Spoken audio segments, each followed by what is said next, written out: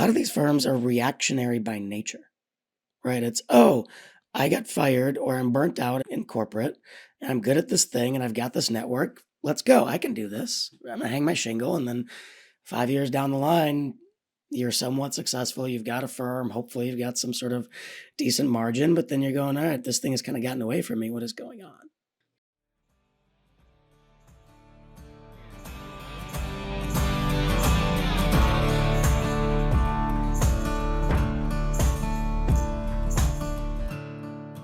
You're listening to the Seven Figure Leap podcast. We're here to leverage rich relationships and smart strategies to take your business to the next level.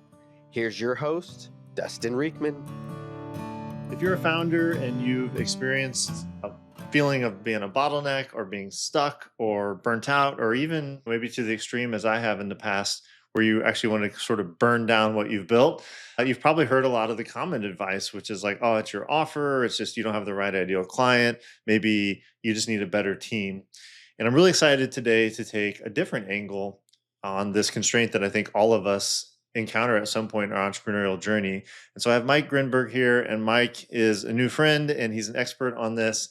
And we're going to uncover and unpack why maybe you, as the founder, are the actual constraint in the system here. But we're not just going to leave it there. We're actually going to give you some practical advice for what you can do about that. So, Mike, I'm really delighted to have you here as part of the Seven Figure Leap podcast. And rather than just give you the softball and have you introduce your story, I'd love to start with a question. And that question is, what do you mean by the founder is the constraint? And I'm sure your story will emerge from there. So welcome. And yeah, please tell us why you feel that the founder is the constraint is something we should really be focused on in today's episode.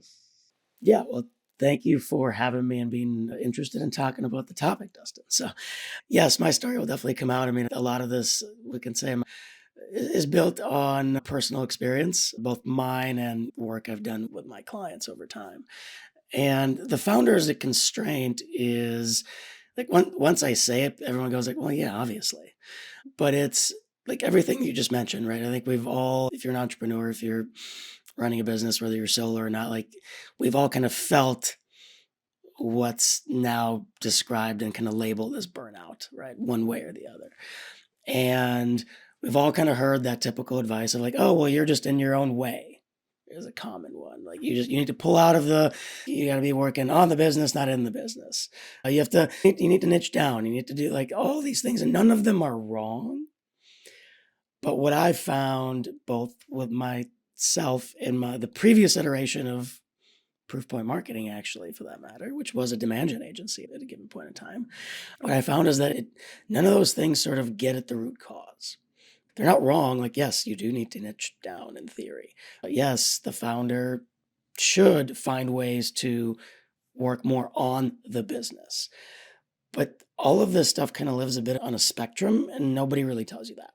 And the reason why it lives in a spectrum is because you as the founder are the main constraint, meaning you need something from your business, financially and emotionally.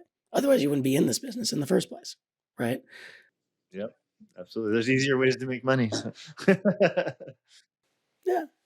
And we tend to forget that, right? And then also the common advice kind of leads a lot of founders to like, oh, well, to be altruistic, quote unquote. And there's nothing wrong with that either, except that you have to take care of yourself, right? So that's what I mean by that is, and we can get into the details, but as long as you are a founder-led firm, whether it's just you or whether you're a $10 million and have 2 or 3 partners, but as long as you're not heavily private equity backed or VC backed, because the kind of the infrastructure changes in that case. But as long as you're founder led, this plays, right? And I've seen this with $30 million firms as much as I've seen it with, solopreneurs that are making $250,000 to $500,000 a year. Like it doesn't matter. It's still there. And so you run a company called Proofpoint Marketing, and you sort of alluded, you used to be more of a traditional lead generation agency, and now you've pivoted actually into this being one of the core things that you help other founders solve. And that's why I'm so excited to talk about this, because you've lived it like you discovered it through your own peril and your own burnout journey, but then you've obviously helped people directly with it as your service. And so with that, you've developed a lot of clear ways to talk about it, a key framework. So I think like owner's clarity is maybe where we should start to unpack this. But yeah, I'd love to kind of give you the lead here. But owner's clarity, like what is that? How does that play into this? And if you want to talk a little more about your own personal journey and how you found owner's clarity for yourself. I think there's gonna be a bit of a dynamic here where we're unpacking your journey and your client journey while we're teaching the audience how they can get some relief for themselves when on if they're feeling like burnt out or they're see that coming down the highway in their mirror. Yep. So the interesting thing, like my own journey was sort of, I used that as I retroactively, it was my stress test of the framework once I developed it. It was one of the stress tests. The reason I even went down this rabbit hole in the first place was I kept seeing this trend with both prospective clients and existing clients in slightly different ways. And the final kind of straw that broke the camel's back was I was doing positioning work. That's the core of what I do, and that's where this fits in. And we can get into that, but with a founder of a firm, and I was actually really excited to work with her. About a $4 million firm, had big plans to grow, and everything was going well. We went through all the infrastructure stuff, built out all the necessary IP, great feedback from the market, et cetera, et cetera. And once it came time to like start activating, they were like, well, I don't really want to do this thing, and I don't want to do it this way, and I don't want it. I'm like, okay, but we kind of agreed on this, and you have this goal of going from 4 to 15, and it's aggressive because you want to do this in 5 to 7 years. This is kind of what you have to do. And it just didn't work out, right? Like that was a relationship that didn't work. And I had a couple other client engagements they went fine, but they weren't like the most exciting. And then I started thinking about all the people who didn't become clients the common refrain was, well, I'm just not that excited about the direction of my business. Like that was a common thing. I could probably find at least 5 examples verbatim of that in my transcripts of my sales calls. And I'm like, what? There's something there. So I started diving into it. And what became very clear to me is that this was a founder issue. It's not that they were wishy-washy. They were, but the why behind it was is they never actually did the deep work to understand who they really are and what the heck they want from this business. And the reason behind it is a lot of these, because I think like you, I work with professional services firms, so consulting firms, engineering firms, etc.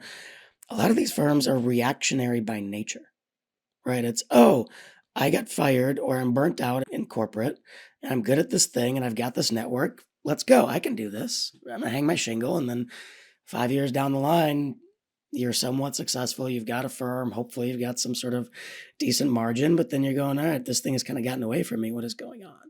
Yeah, and to expand on that, yes, there are some of those folks that we have as clients, and that's my personal story. I was an engineer, and then I left engineering, and I didn't leave engineering to do more engineering. I took a different path.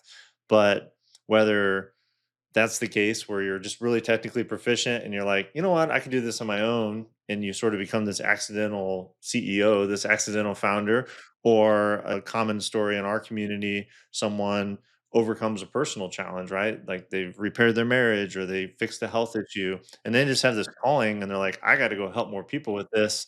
And they meet us and we're helping them with the marketing and the podcast guesting as a strategy because they just need to help more people. What they don't do, and I think the reason I want to kind of reiterate what you just said there, what they never do, and I never did until much later when I was experiencing some of these problems, they never actually stop to like design the business or think about why they are starting a business. Like the business is sort of an outlet to some either creative or technical or even faith-based calling. Like, I got to do this, but they've never addressed what they want out of it, how it relates to their personal ambitions, their long-term goals, which is really why I was so excited when we connected because I'm like, yeah, this is such a prevalent problem and really something that doesn't get talked about very much. Because I think if you're like, oh, I'm burnt out. It doesn't because it feels like therapy. Yeah, exactly. It's like, who does deep work? Like, I just want the marketing strategy, or I want the fractional COO, or whatever is going to fix this thing that I call burnout. And I'll say this real quick, Mike, and I want to let you move on into the framework and this owner's clarity idea. But I experienced this, and I had a whole podcast episode, or probably multiple, about this about 2 years ago. We grew really fast, grew to seven figures. I was like completely on my own, solopreneur. And I'm like, wow, like I did this thing, like the dog who caught the car. And I, for the first time ever, started using the word burnout. And I'm like, I think I'm kind of like burnt out. I don't know that I can keep doing this. And for me, what I found was it was really more of a creative boredom. I was like, oh, I solved the problem. Now I don't know what problem to solve. And I'd never taken the time or space to think about what I was actually trying to build as an ultimate version, or what I needed fulfilled within me from this business. And I did a lot of that's deep work, sort of identity work. And so all that to say, I believe deeply in what you're about to share. I've experienced it. I see it all the time in our community.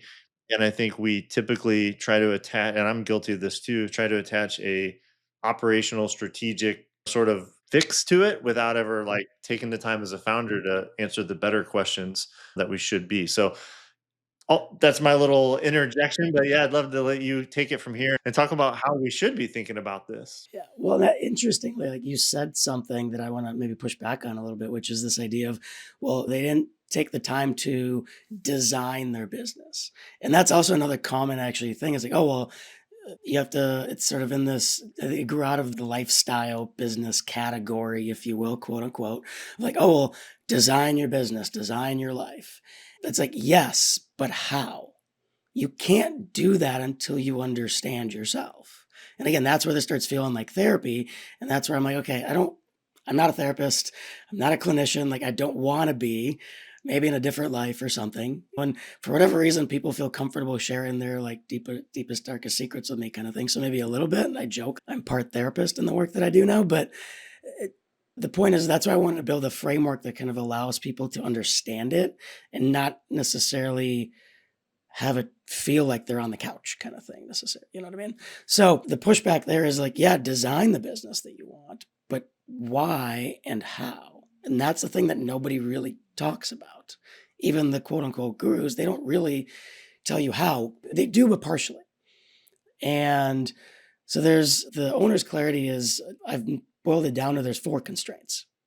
So the founder is the constraint, but there's 4 parts to it, if you will. There's purpose, which is like, why do you wake up every morning? What gives you energy to kind of keep moving forward in life? Forget in business, but in general. There's identity.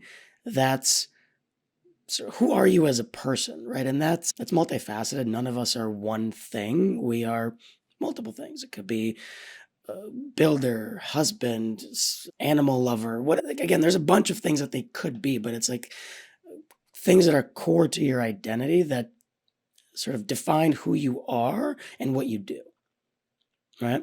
And there's kind of the most common ones are like builder, fixer, family man or woman, whatever, mother, father, that kind of thing. Like those are the common ones, but there's others that are less typical, but we don't have to get into the details. The third one is intent. And that's what do you need emotionally and financially from your business in a lot of detail. One thing I forgot to mention on identity, your business needs to support at least one part, ideally more, but at least one part of your identity. Otherwise, that's where you run into trouble. Obviously, it needs to support your purpose. We'll get into that. Where most of the quote unquote gurus stop is the last 2, which are intent, which I just described, and there's capacity. What are you good at? What are you not good at? What do you want to do? What do you don't want to do at a very basic level, right? Kind of a part of that is like, what do you have capacity for when shit really hits the fan, right? Because inevitably, as entrepreneurs, it's going to hit the fan at some point. Yeah. So those are the 4 things. And I would say most of us have a pretty good grasp of capacity. Some could do better, but we have a pretty good idea of what are we good at, what are we not good at. Sure, there are some people that have a bit of an ego and they claim they're good at everything, but let's put those people aside. Most of us, I would say, have a decent idea of intent, although I will argue we haven't defined it as good as we should. But what almost nobody does is the purpose and the identity piece. We kind of feel it in our gut when it's off balance, but we've never done the deep work to actually be able to, and like if I asked you, Dustin, what's your purpose in life? You want me to try and answer? So I've actually done some work on this, and very simply, I would say it's to be a good steward and to empower other people to be good stewards. And in this particular season, those people are entrepreneurs. So I get a lot of joy out of helping other entrepreneurs leverage their time, talent, and treasure, basically have a better impact in the world. And I'm a faith-based person, so a lot of that ties back to my Christian faith. But to be a good steward is the very simple answer for purpose, and that's something I developed over the past couple of years that has had a significant role in finding more alignment in my business and how my business is an expression of that, which I think is getting to like why this is so important, right? So, did I answer it right? I don't know. There's no we're not enough time to dig into it enough. Like if we were working together, I've got some stress test questions and exercises or whatever. But the idea is like at least you have an answer. A lot of people will go, I don't know, or they'll give you some sort of like wishy-washy like response that doesn't, it's not anchored in anything, right? And the identity piece, it's like, well, who are you as a person, right? And people will go, oh, I'm a dad, and I'm an entrepreneur. Okay, is that it? What does that mean? Right. Now, and I don't want to deny that for some people, being a parent actually is an identity piece. But we have to be careful of, and this is part of the work that I do, is there's a role that you play and there's a piece of your identity. They're not always the same, right? Like I might be I might be a dad, but that's not necessarily part of my identity. It's an important role that I play and I enjoy it, but it might not be part of my identity, let's just say, right? As an example. So I kind of forgot the question you were asking me, but that's the framework. Yeah, that was really the question is sort of what you so I'll give a quick summary, kind of catch everyone up if they're like, wow, this is intriguing and there's a lot. So sort of the four components of this owner's clarity or this breaking down the things you need to address, clarify, get coaching on, get therapy on, whatever it is to overcome this founder's problem that we all experience at different levels. Purpose, identity, intent, and capacity. And the little cliff notes I made. Purpose is why do you wake up and what gives you energy in the world? Identity is who are you as a person with or without your business, I guess, right? Intent is what do you need emotionally or financially from the business. So starting to tie directly to the business, the intent of the business as it relates to you. And then capacity is like what are you good at? And what I loved as you started to break that down, there's sort of a reverse order here. Where I think most people start a business based on their capacity. It's like, oh, I'm good at marketing, so I'm gonna start a marketing agency, right? Maybe they get to the reverse third level here of intent where they're like, I'd like to make $250,000. That would meet my family's financial needs. And I would like to work with these types of people because I enjoy these types of people. And so maybe they've started to have some focus on intent. But I 100% agree with you. And where drew the line and never went above until a couple years ago when I was felt forced into it was this identity and this purpose part. So I don't know, Mike, like if where you want to kind of go from here, do we want to zoom into identity or purpose, or do you want to, yeah, where would you lead a client through if they're like, I felt pretty clear on my capacity, and even I think I'm pretty good on intent, but I don't even know like how the heck to define my identity or my purpose. Well, I think the first problem is getting them to even realize that's something they should do.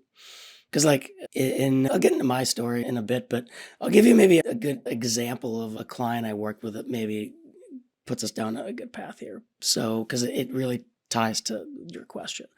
So, the guy I was working with, successful on paper from a financial perspective at a $8 million firm, really good margins, paying himself well. Was getting at some point was looking to build it to about 10 to 15 and exit. At least that was his objective. And the reason that we ended up connecting was firm started kind of sputtering out a bit. It's the not flatline, but hit a plateau where they didn't grow for about a year and a half and still were not growing when he came to me. And somewhere through our conversation, he gave me that line of, I'm just not as excited about my business right now.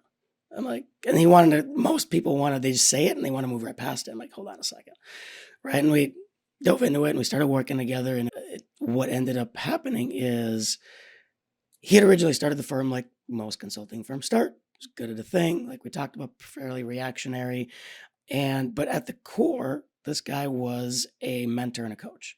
He would lead youth groups in his church. He was a volunteer in like his son's high school as like a math tutor. He was a volunteer advisor at like the local startup incubator, like all that kind of stuff. Volunteered for as an advisor for some nonprofits, et cetera, et cetera. Right? Like that was his thing. He started his business in a typical fashion where it's the consulting pyramid. You have a bunch of junior people, and he had interns and junior people, and he just loved that part of it. He loved being the mentor and the coach and helping these people grow. Over time, over a period of like 10 years, the business evolved and it worked very well in the market, which is why he was financially successful, which is, hey, we don't have the consulting pyramid. It's a flat organization. You get the partners and the senior consultants. Like we're practitioners, we've lived it, we've seen it. Like this is what you get. It worked well. Problem was he was miserable because he had nobody to train anymore. He had nobody to coach or mentor. Because he was no longer in a mentorship role Yeah, within his own company. correct. Yeah, okay, that makes a ton of sense. So, and the part of the reason why things started petering out is he started trying to get his fix elsewhere, even within his own company. So he was like, oh, well, I want to get the intern program going again. And spent a bunch of time and effort and obviously dollars. And it's like, well, why? That doesn't fit the company anymore. Right. So that's an example of what happens.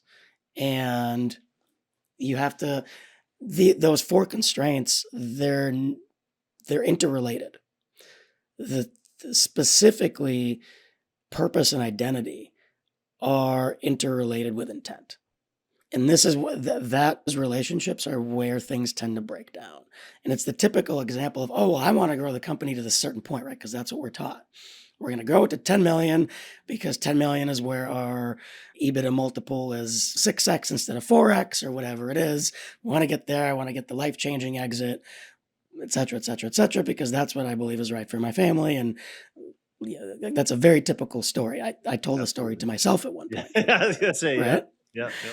And it gets challenged. And I would bet that where a lot of people get stuck is exactly that.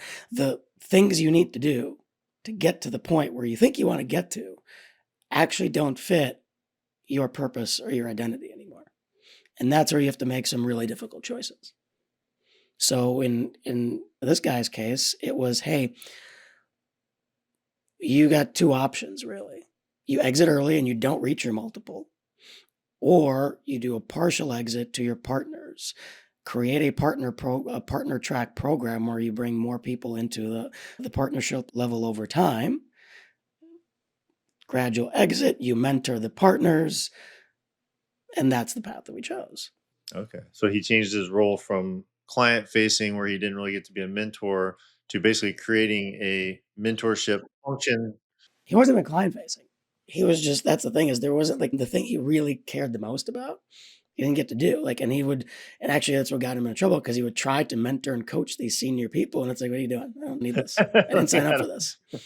Leave me alone.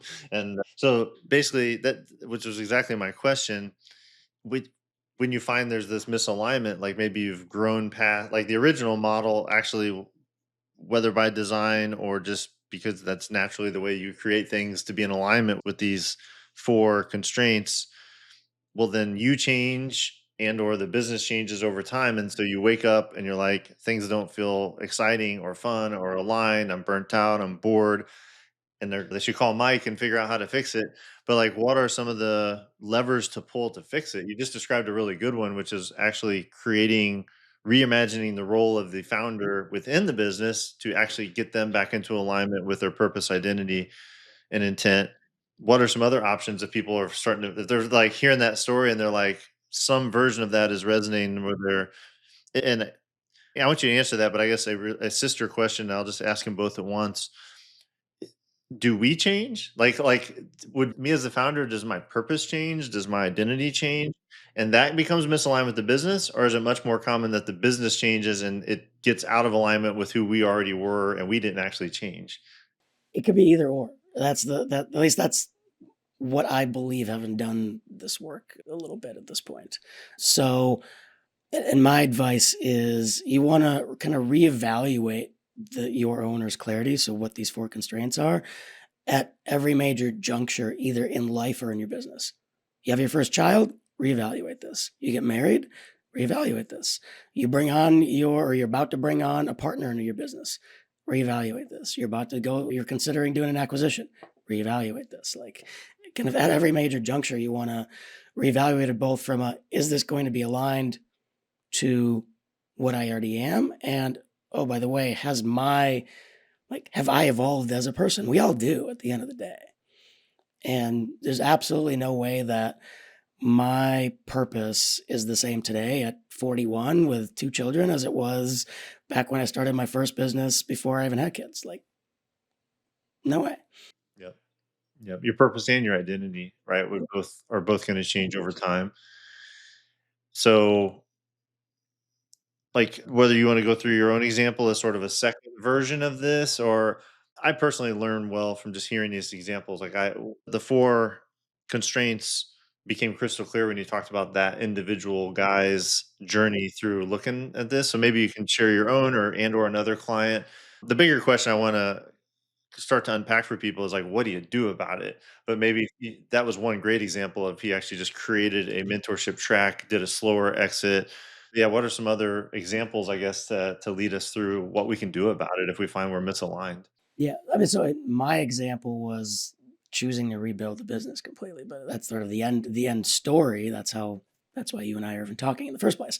But the reality is, like, we built our firm to shy of 2 million. We had 9 employees kind of at the top end. We're doing okay. But there are two core things that, again, in hindsight, knowing what I know now that we did wrong was one, both my wife and I, we ran the business together. So we both kind of, Oh, okay. That's interesting. There's probably a whole other side story about purpose and identity when you're doing it with the.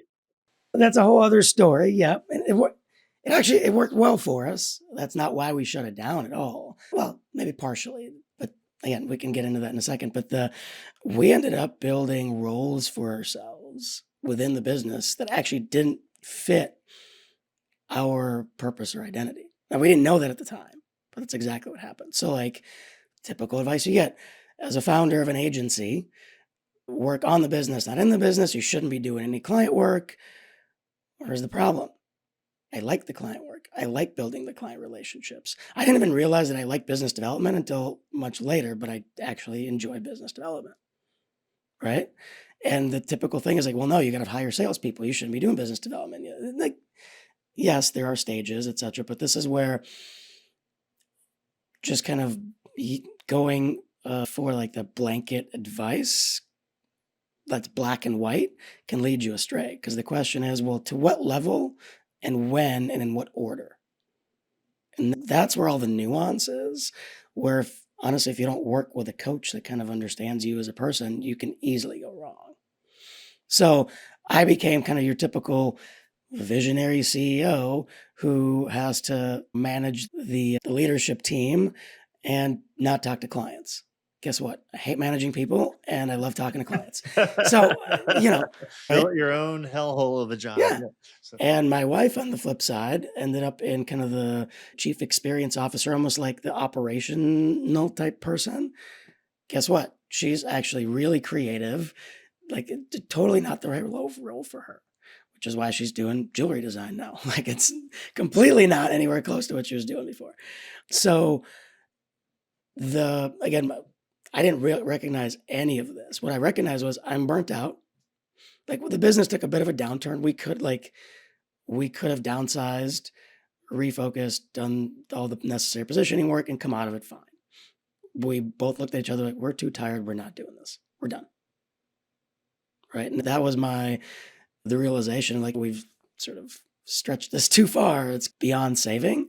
I saved the brand. The brand still exists. It's still the same proof point it was before. I kept that, but I completely pivoted and it's just me. I'm solo. I do and I'm okay with that. Like, I know what I want. I know who I am. I know my purpose is to help people understand themselves and each other better. So that fits in all the work that I do of buyer research and market research and the stuff that we're talking about now, and helping them understand their company better and kind of build their problem solver, which is, I mean, that's a pretty common trait, like identity trait that people have. Not everybody has it, but it's a common one that I find.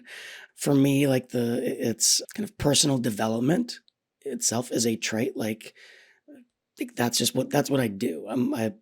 It's one of the, like, I really believe in the whole, if you're not growing, you're dying kind of thing. I'm always just trying to improve myself, both, physically, mentally, whatever, etc. Like, that's who I am, and that's what I need to do, which is why I like doing this kind of work. I like working with different clients because it helps me learn, etc., etc. Those are my three core ones. Again, like I thought about, like, oh, when people feel weird about this, like, oh, well, I have to say father. You don't. It's completely okay for that not to be your identity. You could be a great father and not have that as your identity. So, like, and I had to have those conversations with myself at one point. And then I guess intent, if you don't mind rounding it out, you don't have to like name numbers and all that stuff, but like intent and capacity, because this is it's a live case study because you had these realizations and you're like, wait a second, this agency I built with my wife is actually not serving either of us at these deeper levels. And maybe you can share like how you got this clarity, but now you're there and you're like, you talked about your purpose, how it fits way better into this current model. You just went through the identity components, which I think is really telling. And like you said, it's not father or even husband or whatever, but it's builder, personal development. So yeah, tell me about intent and capacity when it comes to your specific situation.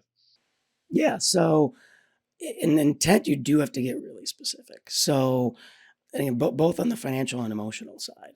On the financial side, again, mine is, I want to have quarter million plus in take home, right? So, based on my modeling, go, okay, well, that means my business needs to be roughly 500,000 in top line, pre-tax, et cetera, ballpark, et cetera, et cetera. Right? So that stuff. But then, okay, why?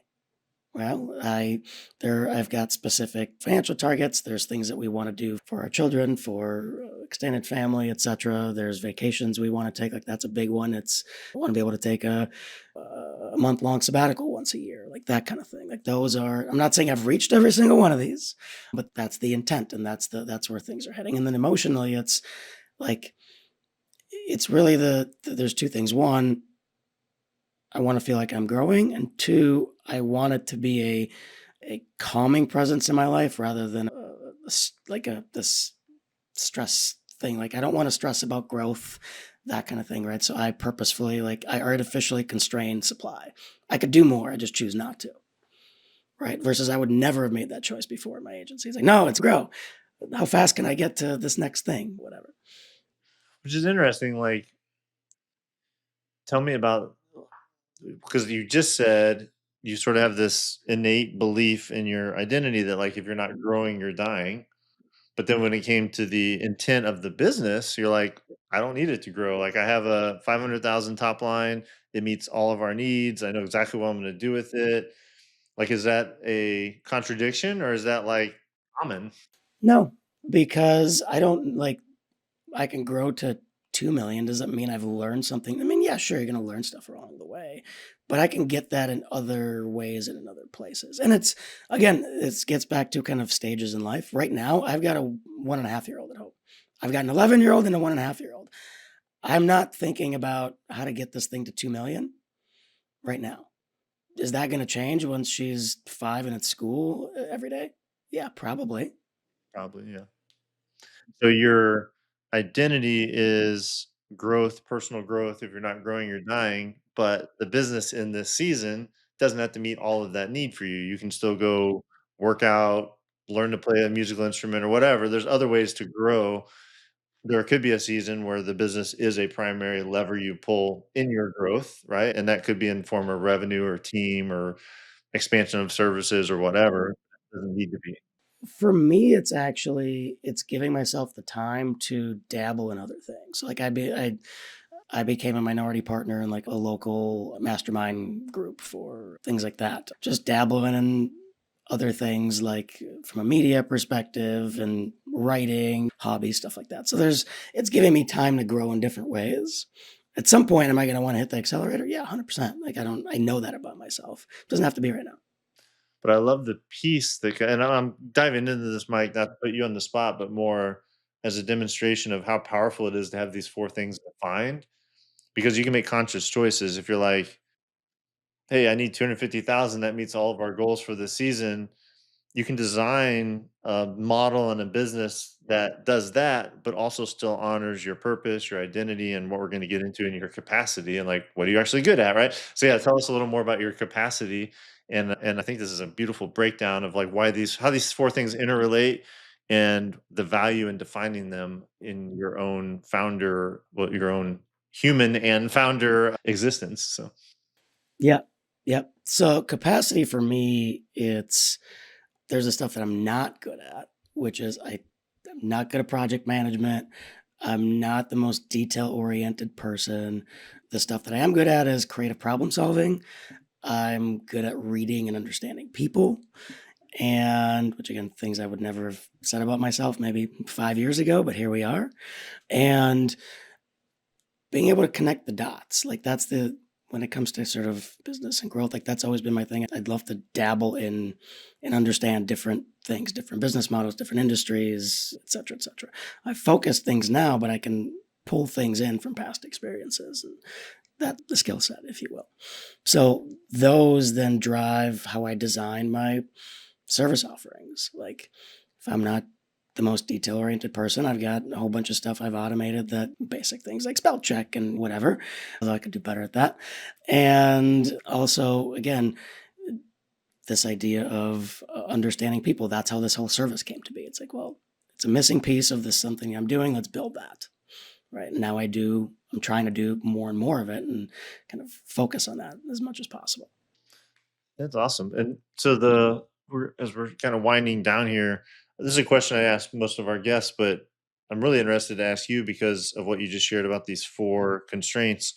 Like basically the question is what's your offer? Like do you do one-on-one coaching? Is it all sort of bespoke? Is it a group or is there an assessment? Like kind of like how do you get someone the result? So tell me what the result is, and then like how your current offer stack is to deliver that. Because I like to just unpack people's businesses, but also it's interesting to hear like how you're doing business in light of these four constraints that you've verified for yourself. Mhm. So, I mean, the offer is the owner's clarity sessions, and it's 3 sessions with homework in between, and then a output where we get together and start mapping things to their business or making decisions about their business. And sometimes it's, hey, you got to change it. Like I just worked with a guy who was running an agency, and we came out of it with, you're not an agency person. Let's figure out a way to wind down the agency. You need to be building a coaching business, and that's what he's doing right now. So again, the work is 3 sessions with kind of, I don't want to say templated, but homework and questions in between and things like that. There's a bit of a 60-degree feedback thing. So one of the things I do to stress test the story that people are telling themselves is I'll ask them who their most people are in their lives. And it's usually like spouse, children, business partner, mentor, kind of the 4 common ones here, and there's others, but and then there's a semi-customized survey that goes out to each of those people that helps validate what the people are saying. Because that's the thing I sort of found is like it's a way to hold a mirror up to somebody from people whose opinions they actually really care about. Anyway, and outcome wise, it's the goal is to get them aligned in their business so they feel like they can stop pretending within their own business or stop sabotaging their own business. Sometimes it's both. Yeah, that's really powerful. So I would assume part of that sort of quote unquote deliverable is being able to do what you just did, which is articulate clearly your purpose, identity, intent, and capacity, and then build it. So that's kind of, I don't know if it's the first phase, but it's a phase, right? But then there's also this comparison of that versus the reality of your current business. And then I would imagine there's a lot of opportunity when there's those things don't align very well for you to coach them through using your business experience, your marketing agency experience to do what you just did with this current client, which is give them the harsh or not so harsh, depending on the outcome, reality check of like, hey, everything you shared here, do you agree with this? Yeah, like that describes me perfectly. Well, guess what? This doesn't work for an agency. It's like, okay, well, what does work? And then that gives you the ability to go beyond the three sessions and work with them to actually implement the changes to make them more aligned in the business application of these four constraints. Is that fair? Yeah, because where it fits in the kind of my overarching framework, because it's sort of there's a three-legged stool. There's the founder, that's the owner's clarity stuff. There's how do they want their business to be seen in the market, and what do they want to deliver to the market? And there's how does the market actually see their business, and what does the market actually need? And aligning those three things is kind of where the magic happens. Okay. And your previous work was more in the other legs of the stool. Yeah. Yeah, that's where I started because that's the typical problem is, well, we believe this is what makes us different. And the market says, well, no, this is what makes you different. But that when you identify that gap, which is what that was what my original work was, and it still is, okay, great. Now we got to activate. We got to do this and this based on the goals that you told me you have, which is whatever, growing from 5 million to 15 million. And then that's where I would hit friction. And that's where this whole thing of owner's clarity came about. So you've kind of added the third leg of the stool, and with the owner's clarity, is that nowadays or where you want it to go, is that typically the starting point now? Or do you still get a lot of work that's more positioning? Sometimes, again, it totally depends. When the reason I would love it to, let's put it this way. Do I believe it should be the starting point every single time? Yes. Just from a idealistic perspective, do I think it's the right thing once you consider everything? Not always. I'll give you an example. So there's not a current client yet, maybe at some point soon. A guy came to me. It's a family-owned business that he's taking over from the father, and kind of came to me with like, "Hey, this thing that we say that we are and we're known for, I actually don't believe. I think it's missing some things, etc." Okay, great. That you've already identified that gap at least a little bit. When he was talking about how he doesn't want to get into burnout and wants to control his time and wants to spend time with family, so that's getting into all the owner's clarity stuff. So in a perfect world, we do that. However, he's got some key hires that are coming on in a short period of time, and it's important to get clarity on the positioning elements because at the end of the day, he's taking over this business anyway. Nothing is going to change tomorrow. So he's already been doing it, and it's like, yeah, you can wait on this, focus on these things, and then layer in and correct as much as needed after the fact. So, like as an example. Yeah. So you're again, we kind of exclusively focused on the owner's clarity thing today, in part because I think that's what our audience cares the most about, because we have an audience full of just founders and a different different pieces of the spectrum that we started describing today. But I guess I wanted the audience to also hear that's one of three legs of the stool that you do at Proofpoint Marketing. You also do what people would consider positioning work, marketing work, a lot of like client surveys and sort of like reality checks among positioning about what you want it to be and what it actually is and perceived in the market and among your clients and prospects. So you do more than just this owner's clarity work, but obviously we wanted to zoom in on one of those three legs so that we could just get a lot deeper with it. And frankly, I'm really glad we did, because I think this was really unique and insightful and helpful. Yeah, and it's the one that doesn't get talked about nearly enough, right? Like, if you're a founder-led company, the founder's the common denominator in all the equations, right? And you change, the business changes, and I'm just really excited about this framework. So owner's clarity, purpose, identity, intent, capacity, Mike Grinberg, Proof Point Marketing. So if people are listening and they're like, gosh, I really need to get some more clarity on this for myself. I'm feeling a lot of the things that have been described in these examples. Like, what would be the next best step for someone who's a founder who wants to get some additional help, specifically with the owner's clarity part of this? I mean, obviously they can come work with me, but no, I'm kidding. I know that's not what you're asking. I think the place that's the easiest to start for somebody if they're going to try to DIY even some of this is really ask yourself, what's your end game? Like, what's your end game with the business that you're in?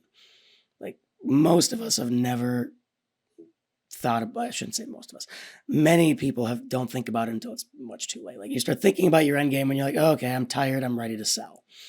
Too late, way too late.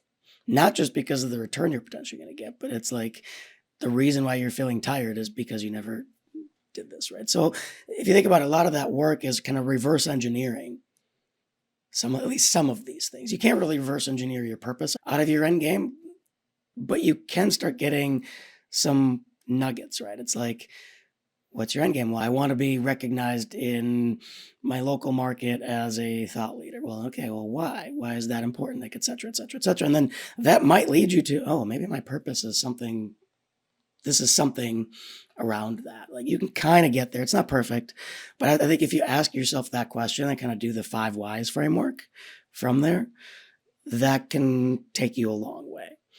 I still think you got to talk to somebody, whether it's me or a therapist or a coach or your spouse, whatever. Yeah. And I appreciate the DIY sort of approach, but what I was actually getting at, Mike, is if people want your help and they like, what is the right next step if someone's like, I really would love to talk to Mike about this. I think this is something I or my company needs. What's the best way for people to basically get a hold of you or get on your newsletter or whatever is the most appropriate step? Yeah. So I'm on LinkedIn pretty heavily. So Mike Grinberg on LinkedIn. Proofpoint.marketing is the website. All my services and pricing, everything is public. It's all out there. I am in the process of building more of a coaching type program for more like solopreneurs and micro firms, because my price point for traditionally is probably a little bit out of reach for some of those folks. So that's incoming. But yeah, just reach out and happy to chat. So proofpoint.marketing, and then it's Mike Grinberg, Grinberg on LinkedIn. Well, Mike, man, you're a gift to the audience. I absolutely love getting to talk about this and getting out of the tactical weeds and talking about the stuff that really matters. And as I shared before, this hits me personally and that I've experienced on both sides of the good and the bad of doing this and not doing it. And I just love the simplicity of your framework and your willingness to share your own story and kind of show what's on the other side of making some of these tough decisions through an honest assessment of who you are as a founder and getting your owner's clarity. So thanks again for being here, Mike. I appreciate you and I look forward to all that's to come in this really cool area of focus that you've developed. Thank you for having me.